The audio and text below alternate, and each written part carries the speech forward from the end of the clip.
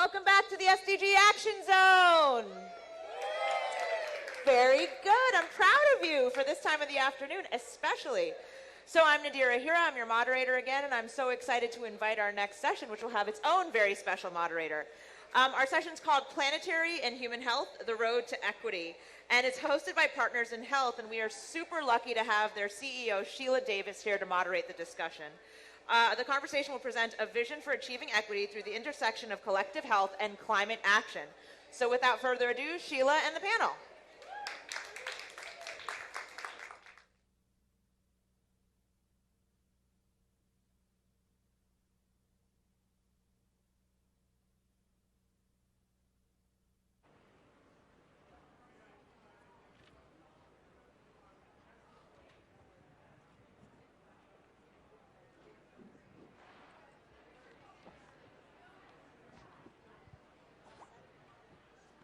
Thank you so much, everyone. So, as I said, my name is Sheila Davis, and I'm the CEO of Partners in Health. So, Partners in Health is an NGO that believes in health as a human right. And we also know that there's such a close synergy with climate as well. And that's important that, and very indicative that this session today is actually, for UHC, is opposite the climate summit. So we wanted to have an opportunity to meld those two topics together because we know that they're very closely aligned. So I'm going to let our speakers introduce themselves, and maybe I'll let them introduce themselves right before I ask a question. That's okay? So the first question is for Dr. Jean-Claude Mugunga, who's from Partners in Health and can introduce himself before I ask. Thank you very much. Thanks everyone who is here for this interesting debate and intersection between health and planetary health. So my name is Jean-Claude Mugunga. I'm the Associate Director of Monitoring, Evaluation and Quality for Partners in Health.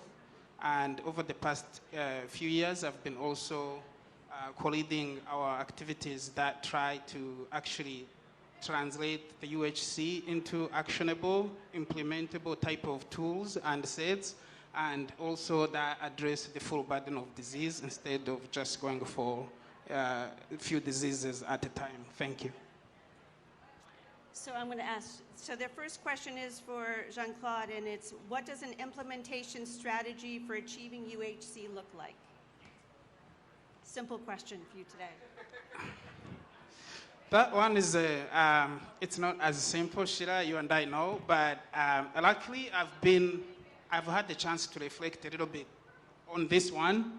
And first of all, before I say what everyone else has to do for this to be a transformation or UHC, I should probably say what I believe. It's really a UHC that looks at the entire population everywhere you are. A UHC that doesn't just start to cherry pick on what we can afford and say that's what we address. And a UHC that doesn't pick a set of services like we are seeing in the declaration on UHC today. So I believe in a UHC that it's probably more specific than what we are seeing in the declaration. Yes, I'm so pumped right now because UHC, what came before it for me meant like the Alma Ata Declaration, and ever since I had not seen any other thing as comprehensive as this. So it's a great step, but UHC that I really think we should be implementing is try to look at the full burden of disease anywhere, any country, look at who needs care, everybody, and then look at who you are covering today, who not only by insurance card, but also by the actual care, the supply of care, the surgeries, and anything they need. And then are they of high quality? And then if there is no money to fund for it, we are talking about realism here, and we know we work in low and middle income countries. That's where the global solidarity comes in. I feel like we should look at that, what's needed over there, primary, secondary, tertiary care, without choosing sets of diseases, plan for that, and then look for the funding. Thank you.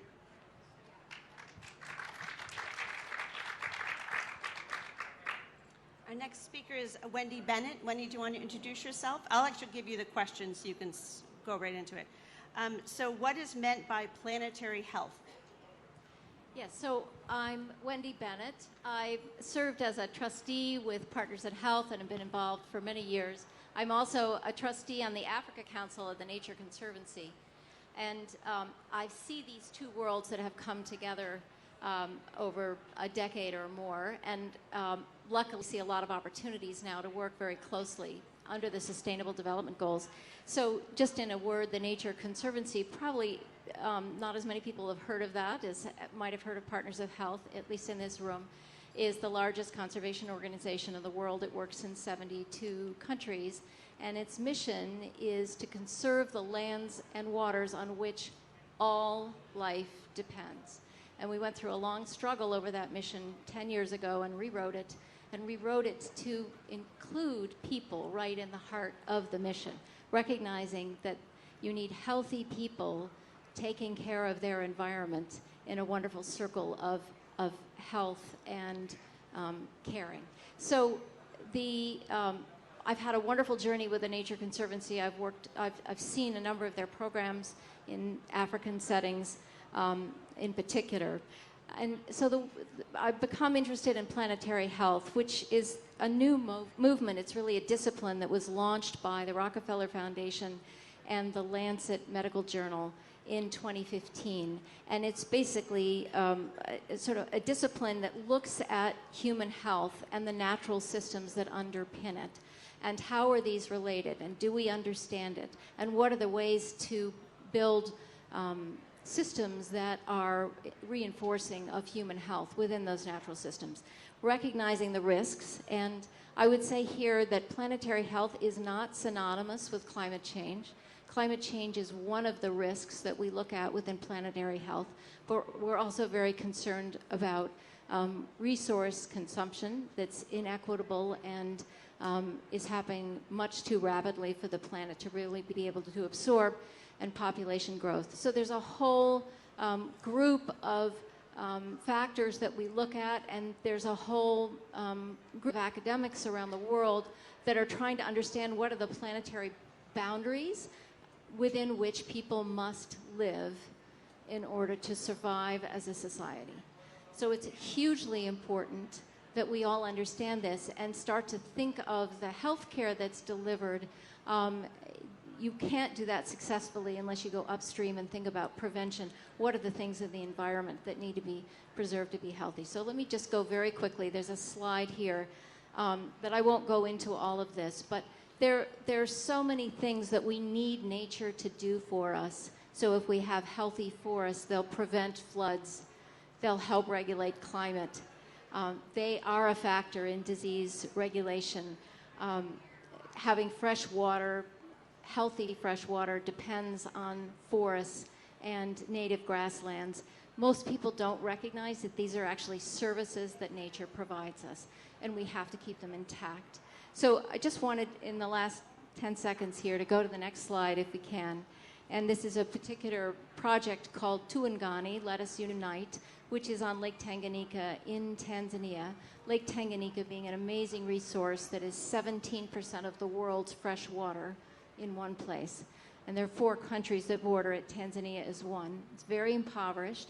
And we've been working in 24 villages, the Nature Conservancy there in a partnership with Pathfinder, and then bringing in other partners as well, looking very holistically at what we can do to try to preserve that environment. So just as one small illustration here, if you look at the number 1 on the drawing, we've got fish that are drying on racks.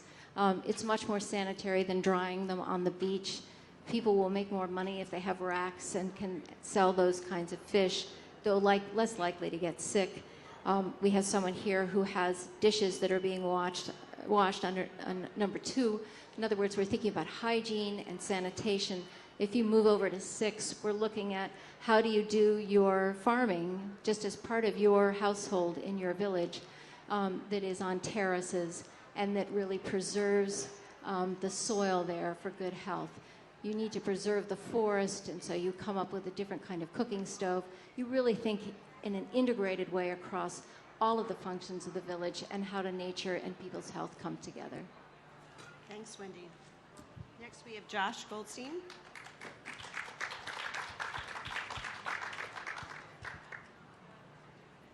Want to introduce yourself? Good afternoon. I'm Josh Goldstein, and I work for the Nature Conservancy. And thanks, Wendy, for the introduction to our organization. I'm really honored to be here today in a conversation that is bringing together environment and health. I come from a traditional environmental background, and my journey has been in the last few years to really just appreciate how fundamentally connected our worlds are. And if we're going to look at how to improve health, and we're going to look at how to protect the planet for climate and many other factors, we need to work together much more effectively. And so what I do in my day job is I direct the Bridge Collaborative. We're a partnership led by the Nature Conservancy, PATH, the International Food Policy Research Institute, and Duke University.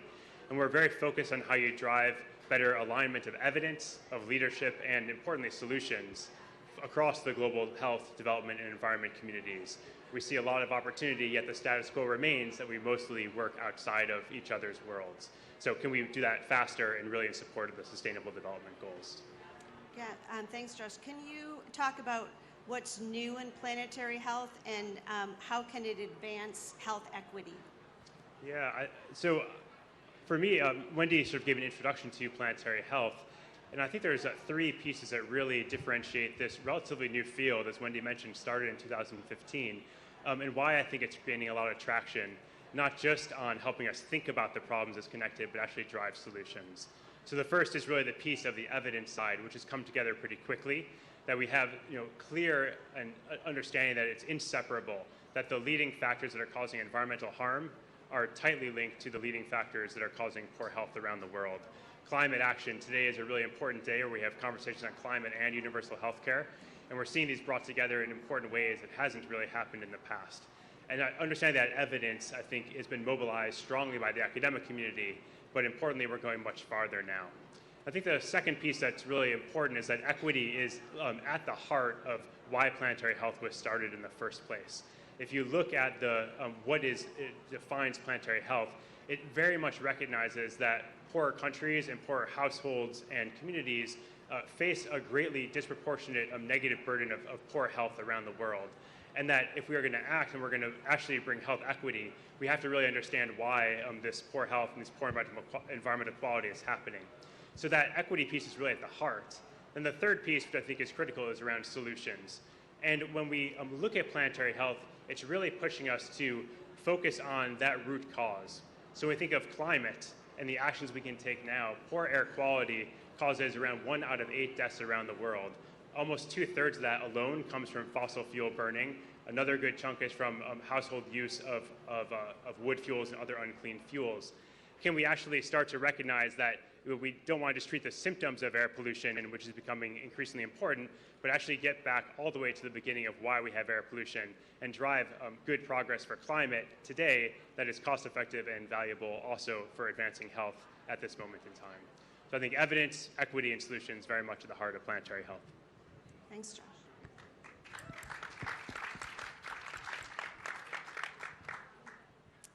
And the last speaker is Dr. Marta Lado. Do you want to introduce yourself? Good afternoon, everyone. It's definitely a pleasure and privilege to be here surrounded by all these colleagues and all the people who are listening to us. I think that this is going to bring more and more conversations as we move forward out of the panel. I am a medical doctor specialized in internal medicine and infectious diseases that has been working in Sierra Leone for the last 6 years and have the privilege of being the chief medical officer for Partners in Health in Sierra Leone. That is one of the probably poorest countries that we are having right now in West Africa, with also a lot of affection of the climate changes and environmental threats. So I think it's this opportunity is a very good point for all of us to start conversations in discussing where the UHC and also the climate change can get together. Thanks, Marta. So, Jean-Claude, I have another question for you. How can the global community close the funding gap for the achievement of UHC beyond what is mobilized domestically in low and middle income countries? That's a great question. And just like previous question you asked me, Shira, it's not the easy one, but it's not also the question that we can deflect, especially as people gather here at the UN for this historic moment. That probably won't even happen over the next how many decades we can. So yes, somebody have to do it if we are talking about UHC, if we are talking of the intersection between all of these things. And so the question becomes on, yes, who pays for it? And we can know if we are talking about comprehensive, not just the set of services, these things are going to get expensive. So these things are expensive.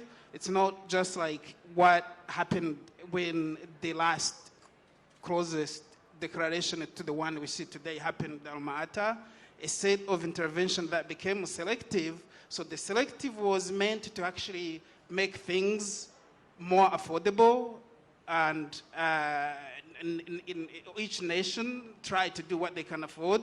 So the cheapest things, but also maybe the most cost-effective were like to teach moms.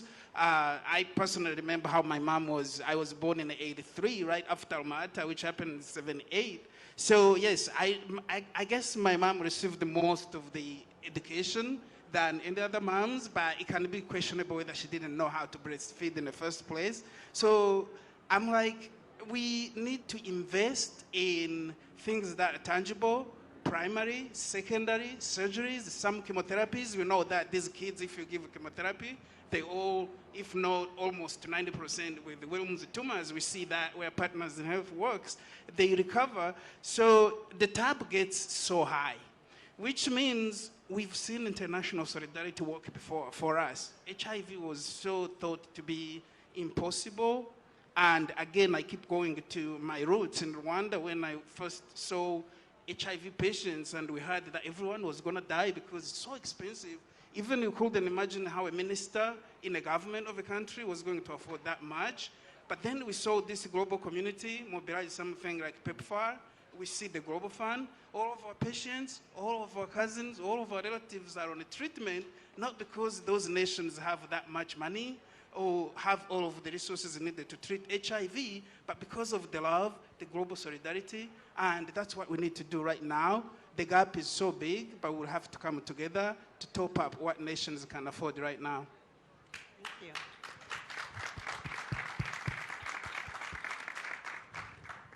So Wendy, as a global community, how can we achieve united planetary and public health actions? Well, I think there are several levels.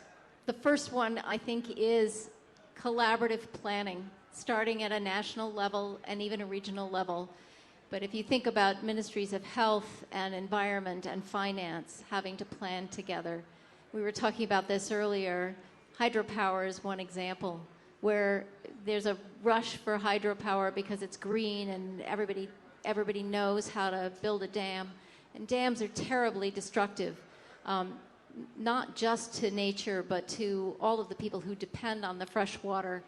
The fish will die in many cases. People will be flooded out of their homes. Silt will build up.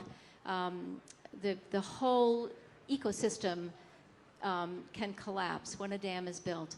And if you either have different kinds of energy that you bring in, solar or wind, or you design that hydropower in a particular way, you can really come out of that situation whole. Nature does not have to be destroyed. And often what happens in these situations around hydropower is villages, their economy collapses, they move into a city, slums increase. It's this knock-on effect. So I will put in a plug for the Nature Conservancy here, but there are other partners who know how to do this work. So I'm putting a plug in for the sector.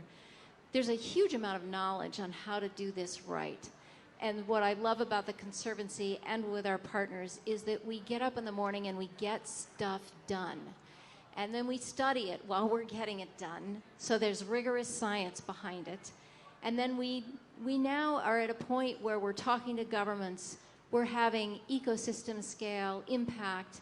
We just conserved a marine area in the Seychelles that's 218,000 kilometers. And that's just the beginning. So the money is starting to come in. The leadership is there.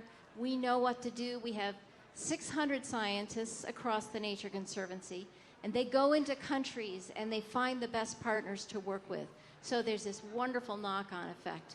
So we can't say we don't know what to do. We do.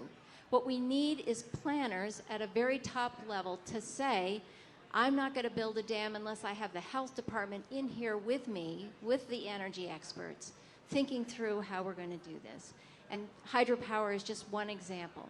Fisheries is another. Forests is another. So really, integrated planning could take care of a huge amount of this. There's also a lot of interest in social impact investing, and we all need to get more sophisticated around that and behind it. But I'm actually, the Nature Conservancy is an organization of optimists, and we really are. There's a lot that can get done now, and it's really exciting to be here at this time.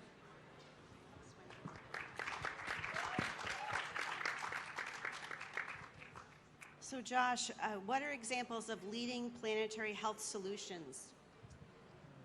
You and Wendy are tag teaming off this. We are, and I think I'm going to leverage right off of Wendy's comment about how do we bring the ministries of health, environment, and finance together. And those are not conversations that are happening often enough, but they are starting to happen in certain places. And I want to give a quick example from India, where India faces some of the worst air pollution problems in the entire world. It's the second leading cause of poor health in the country, air pollution. And actually right now happening in the northwest, in essentially the breadbasket region of India, are farmers burning the crop residue of their rice fields. And that burning is all part of a strategy to quickly turn the crop fields over to wheat. And if they don't do it quickly, they won't have enough for the next harvest.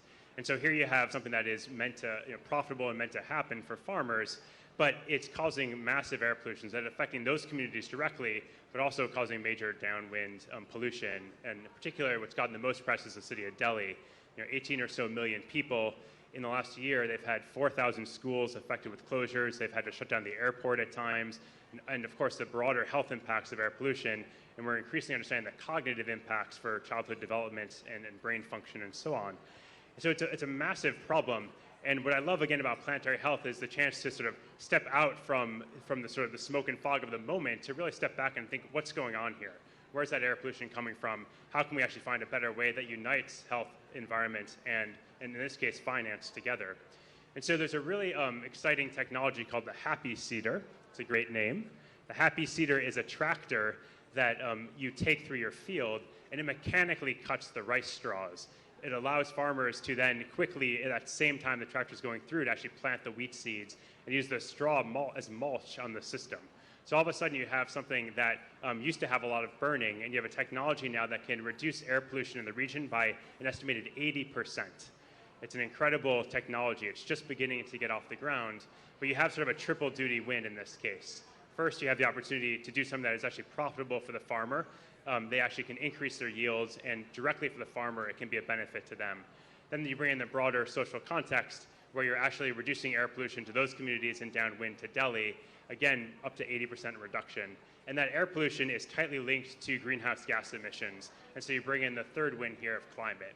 So profitable, helps advance health by reduced air pollution, and it can start to be an important strategy for India to meet its climate commitments. You see how Planetary Health can start to advance some exciting visions of what can be done to get those root cause problems and advance better solutions for people on the planet. Marta, how do we ensure community members, patients, and the most vulnerable in civil society have a seat at the decision-making table and are not tokenized? I think this is a very interesting question, because it's exactly the area that most of the times we end up forgetting. No? Like we are all responsible many times about being part of the design and decision-making process for changing things and implementing programs. And most of the times we forget about getting exactly the opinion of the people who are going to be the receivers. No? Getting the idea about like what they really want, what they are really expecting, what are the benefits that they are going to get from that, and do they really think that those are the big priorities, no? Like one of the things that we have been discussing quite a lot is about like, what are we considering essential services? Like who decides who is essential and what is not? And also what are the services that we need to be delivering? Like we work in a system that is mainly integrated in vertical programs about like you prioritize that the most important things is malaria, HIV, TB, mental health, NCDs.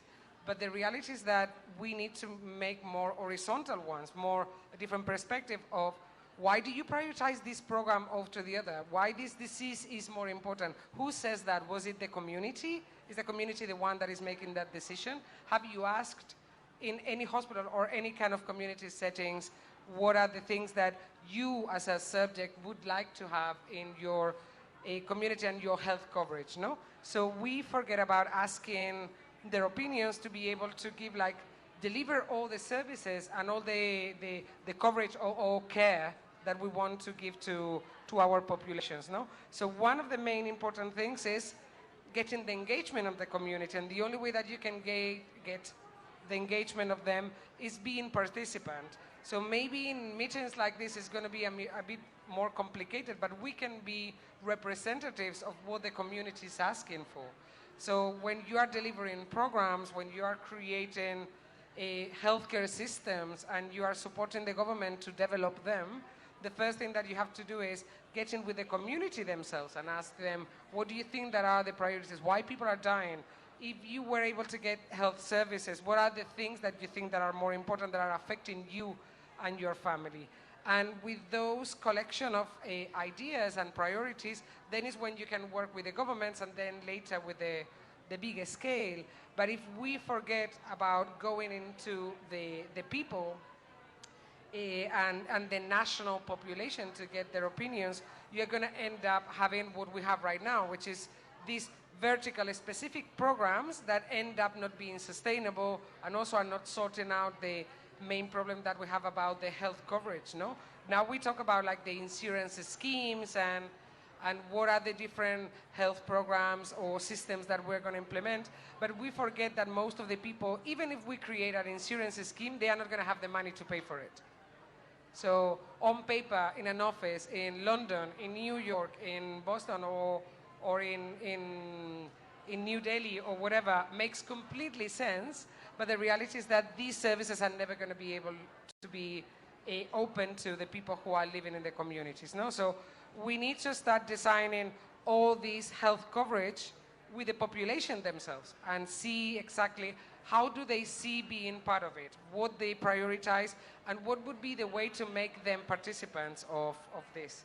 And also, national committees are extremely important right now in making all these designs, and mainly in countries where they have never had this coverage for all the population, no? So we have now an opportunity of doing it right, of creating what is the best option for all of them, instead of creating like a middle high class decision about what is appropriate for the country and what is not, or even political population about like political level deciding what should be available for the people and what should not. And this is one of the big problems that we are dealing with right now in most of our health programs that we are implementing.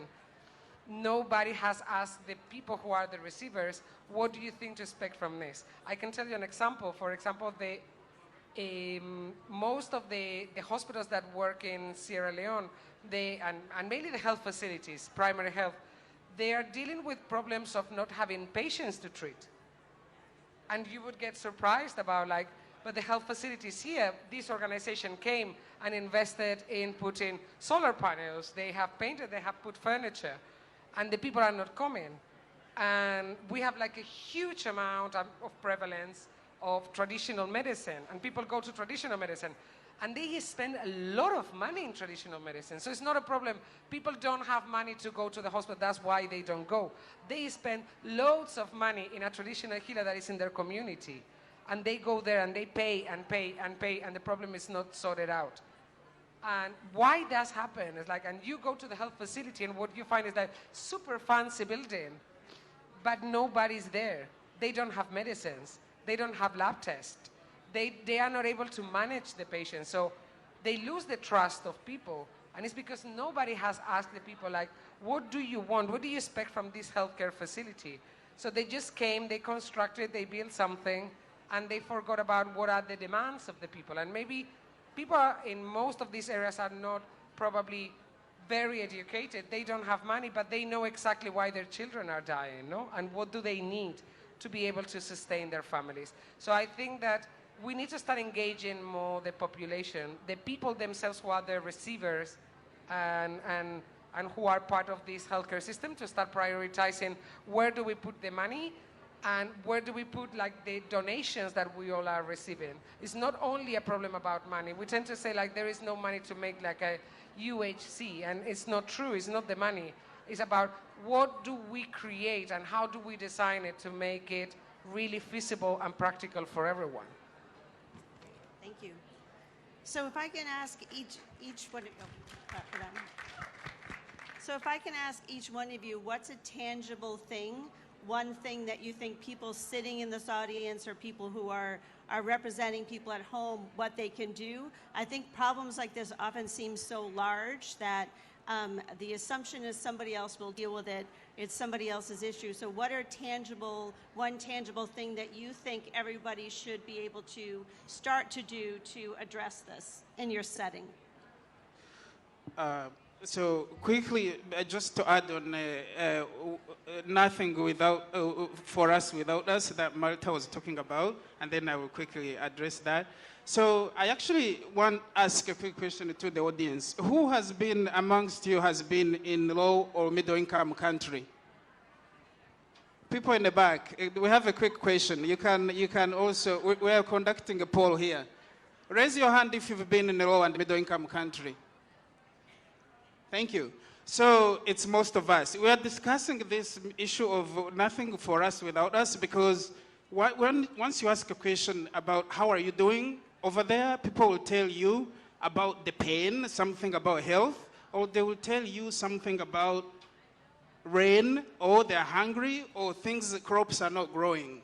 So it's important when we analyze these topics where the intersection is and what makes this different right now and what actionable we can be. It's our participation and people to hear us out, because it's so interesting to see much of the general discourse around here, how these things are so separated and siloed, because this is an issue that we feel like should be going together. This is an issue, as you guys, as people who work with us at Partners in Health, UGHE, when we work on One Health, trying to bridge the gap between human, animal, and environmental health, it's this thing that you cannot separate people with where they live, with what affects them, what type of houses they are living in, what makes them catch TB. So these people have more to share in these meetings like this, in this declaration like this, and that's why we see those tangible lacking.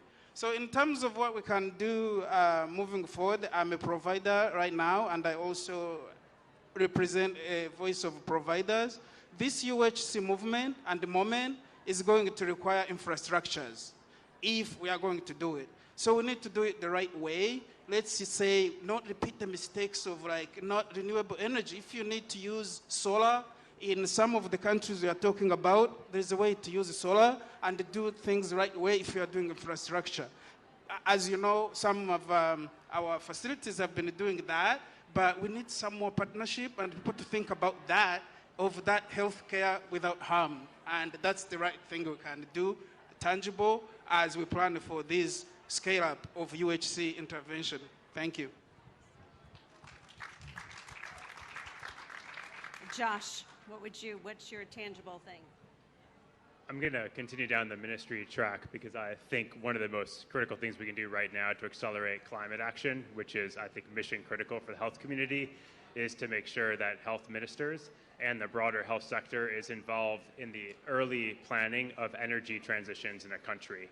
That future is so critical to get off fossil fuels imminently, and to make sure that we do that in a way that maximizes the health co-benefits, and importantly, as Wendy was saying before, to make sure we're siting renewable and operating renewable energy in a way that avoids harm to biodiversity. There's a huge space for productive opportunity, but we have to be looking for it really purposely. I think the other reason to have the health sector involved in the energy conversations is we can take steps now to make sure that equity is part of that conversation. And those who are most impacted by poor air quality now, we have that front and center as we think about where and how we expand renewables to make sure it expands equitable access to energy and all the feed-on health benefits that can provide. But also, in addition to the access to energy, make sure we reduce air pollution for those worst affected right now. So I think it's not an easy step, but I think one that if we really focus on, we can make a lot of progress, get health, environment, and energy together. Thank you. Marta. So I think that we have a responsibility of creating an awareness and verbalize things that are happening in the field that unless you are exactly there with critical eyes, you would not see. So I think that our role here, as we were saying before, is presenting what is the reality, trying to work together possible solutions, but also we all here are extremely engaged, but we have still one level outside here that we need to reach it. Right here, I don't think that anyone is going to discuss or argue about how important is the climate change to also get like the protection of the humanity in the planet, but also as human beings, people, and health coverage. But also, we need to go further. We need to get out there, and the only way of getting out there is presenting exactly what is happening, what are the realities, what are the facts, and then trying to convince to more people to get into getting more information and understand what is going on and what is in our hands to try to change it, no? Like one of the things that we have been seeing is that most of the countries that are more affected with the climate change are the ones that are more in need of improving the protection to the population in terms of health. And combining these two things make those places like extremely in danger that they need like a coverage from many different sides. It's not only the health, it's about the nature, the planet, it's about political conflicts, etc. So we are responsible of bringing all this information out of our comfort zone and take it to the challenging areas, which is the areas where the solutions probably are going to come. Like, not feel that we have done already just because of talking here. It's about like trying to create messages, solutions, and strategies to approach this to be able to plan it in the next level.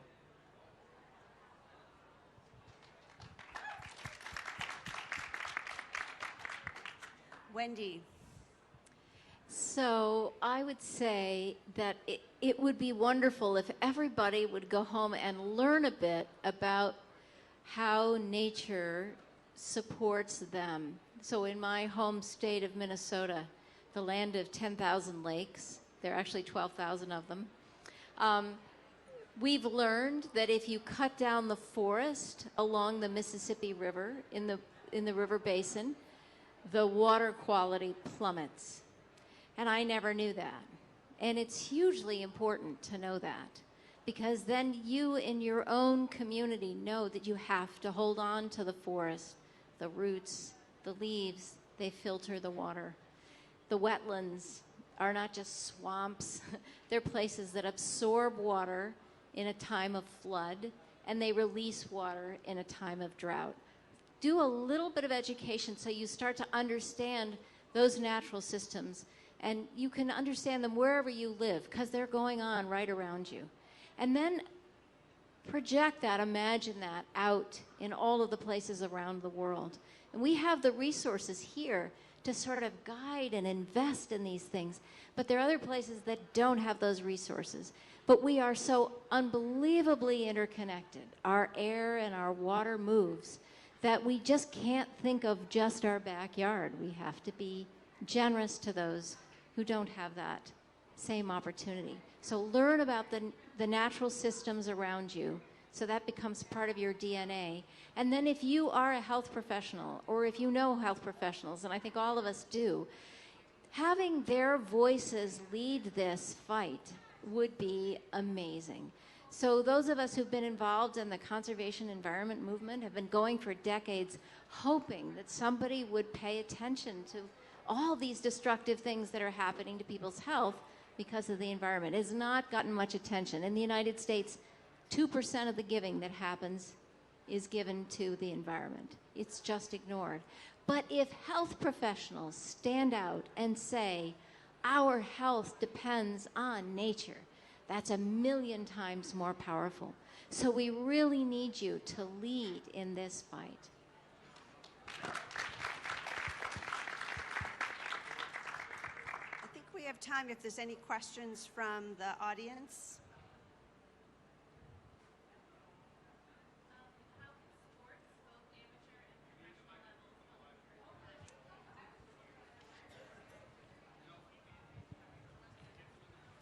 So this is actually a question from the live stream that I'm doing right now, but it's how can sports, both amateur and professional levels, help improve climate? I don't know if you have any input on that at all. If you don't, that's okay. I mean, we can give our personal opinions just like because, I mean, I personally follow sports and professionally, of course, much of the conversation right now, these things we are discussing require everybody to participate. And my final question I was asked about was about even resources. We can have sports, especially professional leagues, that can also join the global solidarity in the funding for these initiatives, and as well as other things they can do to kind of, so right now most of the professional leagues are actually moving from traveling on airplanes that are shared and into chartered planes and things that continues to emit more. So as NBAs are now is about to open a league in Africa and all of, you can understand how much of that stuff, as we go into charter planes and globally, things get a toll. So I mean, more mindfulness and a lot of thinking about this issue and the footprint of the leagues, and then joining to actually fight this discourse that's associating health and the planet. Thank you.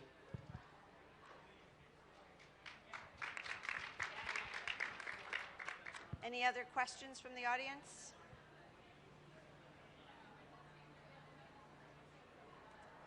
I think I think we're going to wrap up a minute early because we're going to have Dr. Joria Mukherjee join us. But I want to certainly take this opportunity to thank everybody for coming, and certainly to our speakers. I think Partners in Health became involved in this in a much more active way because we see that the patients that we work with are in the most vulnerable areas. And so we're, for us to just focus on health as a vertical issue, as Marta said, is we're continuing to not fix the underlying issues. So we're very excited about taking this on and partnering with great organizations, because we know that the only way we're going to be able to address this is if we partner together to do this. I think it's a critical time, and I'm glad Wendy brought up about people who work in healthcare really taking this on and voicing these concerns and drawing these parallels and showing this evidence, because that is the only way that I think we're going to move this conversation from the fringes certainly into the mainstream. So I certainly want to thank all our speakers and welcome Dr. Mukherjee.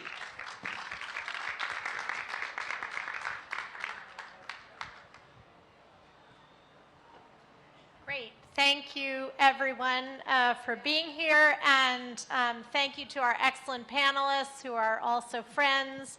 I actually came directly from the high-level meeting. I was with both the heads of state and the civil society, and I was extremely saddened at the level of discussion.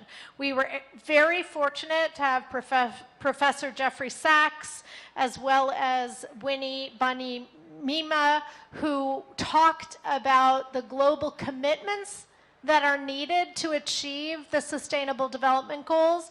But most of the discussion was very nihilistic on the health side, was talking about primary care, not secondary care, was talking about sets of interventions, was talking about private insurance and innovation.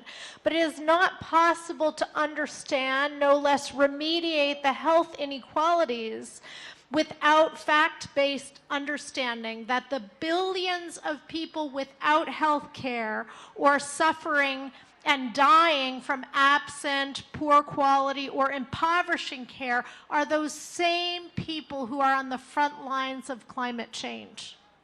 And we have to stand together with them.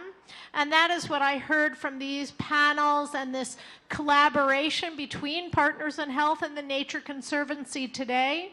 This is the only place that I've heard it, sadly. And the victims of ill health and planetary breakdown are the same victims who have suffered at the hands of slavery, colonialism, genocide, neoliberalism, and globalization that has resulted in a massive accumulation of wealth in the hands of a few. And without redistributing some of that wealth toward these common goals, we cannot have universal health coverage, nor can we have substantive movement to protect our planet. We cannot. What we know is that all health care is a basic right, not just primary care. People need surgery, chemotherapy, mental health services. They need to have fractured bones fixed. And to really fulfill this human right to health, we need money. And as Professor Sachs said in the civil society meeting, anything else is a fake discussion. For poor countries to put in their meager budgets to health will not help. It's insufficient. The gap to get to true universal health coverage is at least $300 per capita for the bottom billion. That is easy money. That can come from taxes, that can come from international commitments, but if it doesn't come, we won't get there. We know that wealthy countries, corporations, and individuals owe a tremendous debt to the world's poor and to the planet because massive extraction of resources and extraction of cheap labor have put us in this position. The gap in what is needed must be fulfilled by international solidarity. It is the 21st century.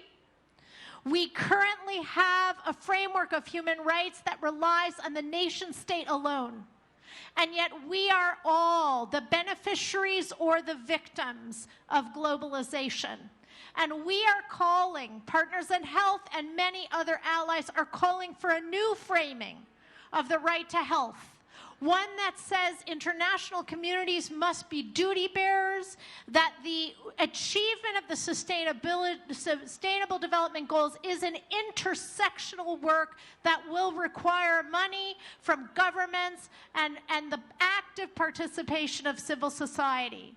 To do this, we will be walking out of here and holding a rally for the right to health, hopefully bringing in some of our allies on climate justice as well. We need a new vision for human rights, one that goes beyond the nation state and allows us to care for each other and the planet.